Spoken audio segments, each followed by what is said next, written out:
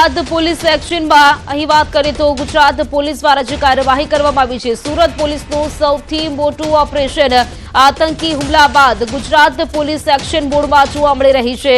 સૌથી મોટું ઓપરેશન સુરત ખાતે પણ જોવા મળ્યું છે। તેમાં વાત કરીએ તો શહેરમાંથી 100 થી વધુ બાંગ્લાદેશીઓની અટકાયત કરવામાં આવી છે।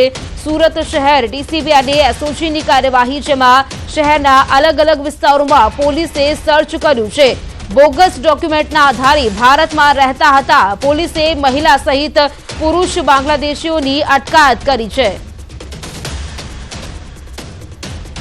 તો આ તરફ સુરત પોલીસ દ્વારા પણ જે સર્ચ ઓપરેશન હાથ ધરવામાં આવી રહ્યું છે, શહેરમાંથી 100 થી વધુ બાંગ્લાદેશીઓની અટકાયત કરવામાં આવી છે, જેમાં કેટલીક મહિલાઓનો પણ સમાવેશ થાય છે। શહેરના અલગ અલગ વિસ્તારમાં આ સર્ચ છે તે કરવામાં આવી રહ્યું છે। મોડી રાત્રે વાત કરીએ તો અમદાવાદમાં પણ સર્ચ કરવામાં આવ્યું હતું, ત્યારબાદ સુરતના આપ દ્રશ્યો જોઈ રહ્યા છો। આ બે દ્રશ્યો, જેમાં અમદાવાદમાં પણ લગભગ 400 થી પણ વધુ ઘૂસણખોર છે તે ઝડપાયા છે। તે તમામ લોકોની અટકાયત કરવામાં આવી છે અને સાથે જ તે લોકોની પૂછપરછ કરવામાં આવશે। બીજી તરફ દ્રશ્યો છે સુરતના।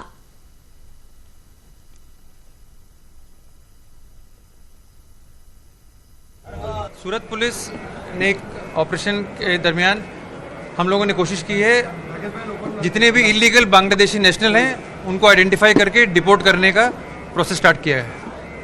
जल्द से जल्द इनको डिपोर्ट किया जाएगा। 100 के ऊपर लोग डिटेन किए गए हैं, पूछताछ चालू है और इनकी आइडेंटिटी वेरीफाई करके तुरंत डिपोर्ट करने की कार्यवाही की जाएगी।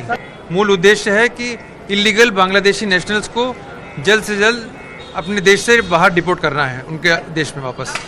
जम्मू काश्मीर थयेला हुमलामां 27 लोको करता वधुना मोतने बाद देशभरमा जे प्रकारे कही शकाय लोकोमां आक्रोश जोवा मळी रह्यो छे, त्यारे सूरत पोलीसे मोटुं एक ऑपरेशन गई काले रात्रे शुरू कर्युं हतुं। खास करीने दृश्य जोई शकाय छे के सूरतना एसओजी अने सूरत क्राइम ब्रांचनी टीम द्वारा शहेરના अलग अलग विस्तारोमां एक सर्च ऑपरेशन करी गैरकायदेसर भारतमां રહેતા હોય તેવા 100 કરતાં વધુ લોકોને અટકાયતમાં લીધા છે। તમામ લોકો છે જે છેલ્લા કેટલાક લાંબા સમયથી સુરતમાં ગેરકાયદેસર બાંગ્લાદેશથી આવી વસેલા હતા। કેટલાક લોકો બોગસ ડોક્યુમેન્ટ છે, ડોક્યુમેન્ટ બનાવીને અહીંયા રહેતા હતા। સુરત ક્રાઇમ બ્રાન્ચની ટીમ દ્વારા જે પ્રકારે કામગીરી કરવામાં આવી છે, સુરત ક્રાઇમ બ્રાન્ચ અને એસઓજીની ટીમે તમામ લોકોને એક જગ્યા પર એકત્ર કર્યા છે। કહી શકાય કે 100 કરતાં વધુ લોકોને લાવવામાં આવ્યા છે અને જે દ્રશ્ય છે તે જોઈ શકાય છે કે 1 2 નહીં પણ 4 જેટલી ગાડી છે।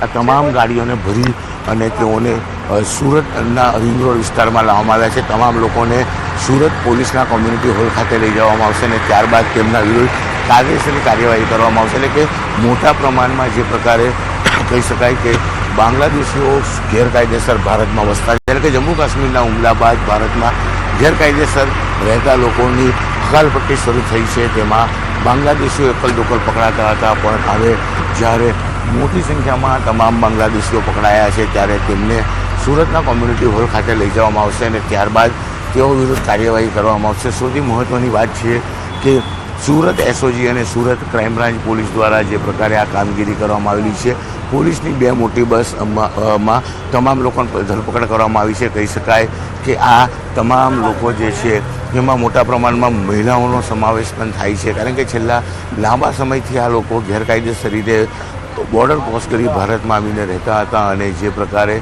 ભારતમાં રહેતા હતા ડોક્યુમેન્ટ ખોટા બનાવતા હતા, આધાર કાર્ડ અને પાન કાર્ડ જેવી વસ્તુઓ ખોટી બનાવી તેઓ ભારતના નાગરિક બનતા હતા, ત્યારે આવા બાંગ્લાદેશીઓને ઝડપી પાડી તેમને તેમના દેશ મોકલવાની કામગીરી સુરત પોલીસે શરૂ કરી છે। એટલે કે સરકારે ભલે પાકિસ્તાનીઓને ભારત છોડવાનો આદેશ આપ્યો હોય, પણ કહી શકાય કે બાંગ્લાદેશના 100 કરતાં વધુ લોકોને એક જ દિવસે એક જ રાતે મોટું સર્ચ ઓપરેશન કરી ઝડપી પાડવામાં સુરત પોલીસને સફળતા મળી।